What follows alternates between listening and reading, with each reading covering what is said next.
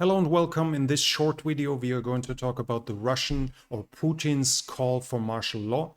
This video is a little late for breaking news. I know it's like 24 hours late, but this is a short summary of what this actually entails and what it means for the Ukrainian and the Russian side in this coming war.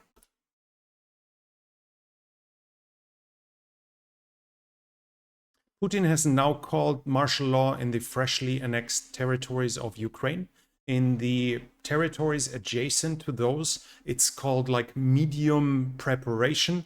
And in the territories adjacent to those, now there is middle preparation being called for. But that middle preparation is extending northwards in this direction here as well, and should, if I read the maps correctly, include Moscow. What does this mean? This is the de facto acknowledgement of the situation on the front line, that Russia is at war, and it allows the local governments actions that are far beyond what they were legally allowed to do so far, especially as it stops a lot of the limitations by regular Russian law that was preventing the local governments to act in certain ways. Regions with maximum and middle preparation, so that's the freshly annexed regions, as well as everything around that, around Ukraine, those will now allow for mobilization measures of the economy to support the mobilization. In the whole area, there is now increased security for critical infrastructure and government buildings. Also, the government takes over control of the communication and the transport infrastructure. In the regions with maximum preparation, again, that's the freshly annexed parts of Ukraine. The Russians are now going to establish territorial defense headquarters. This is very likely the preparation and the legal basis to allow the forced recruitment of Ukrainians into territorial defense to defend those territories, as, if my understanding is correct, it will void any restrictions, any legal restrictions on the mobilization outside of the current measures. So there should be no jobs that are safe. There might not even be age restrictions, at least upwards. There might not be health restrictions and numbers, parenting, how many children you have, everything else which might void you from conscription otherwise, or from mobilization otherwise, will not be valid in this regard, if I understand it correctly.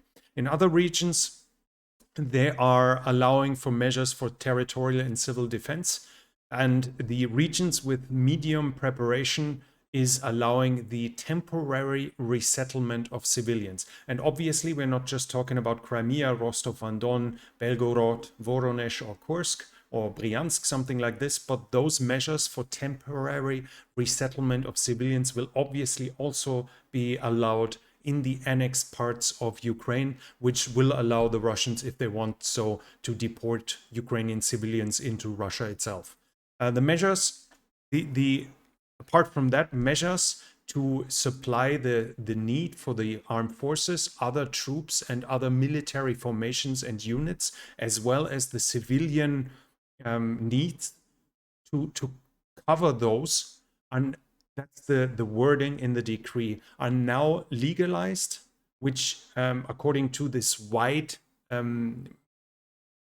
basically non-restricting language, should allow the Russian government to more or less do whatever it wants by simple interpretation of the wording. There will be no additional decree necessary to change anything that is required to supply the need for the military or for the civilian. Obviously, military and civilian means everyone, and what is the need of them will simply be defined by the government, and whatever is needed will now be legal.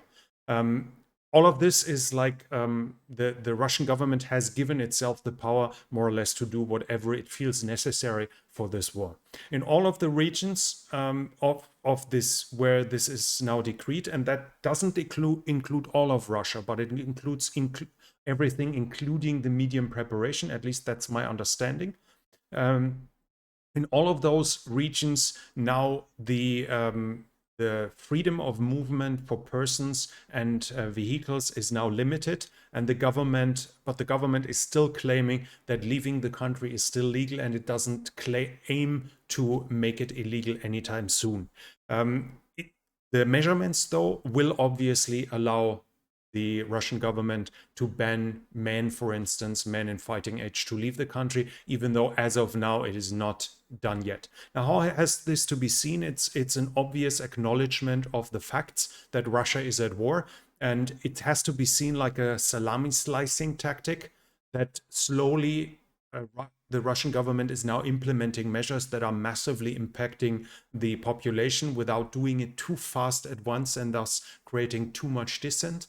In general, it's the same with the partial mobilization, or now this martial law introduction of the martial law has to be seen that it was probably necessary months ago, but now as the government acknowledges that it can't win the special military operation without more or less turning it into a proper war within Russia itself, it is now implementing those measures. The government has itself allowed itself more or less to do whatever it needs, it feels the need to do, and thus we can see what will come to that. Important for us will be that the Ukrainian civilians within the occupied territory should now be legally, the Russian government has more or less allowed itself to deport them at will now, and obviously also to recruit them within the armed forces or within territorial militias, territorial defense units, regardless of background, regardless of limitations. That's it already for now. This channel is only possible because of the support from viewers like you. If you want to support the channel, you can do so by the means in the description. Thank you very much for everyone already supporting it.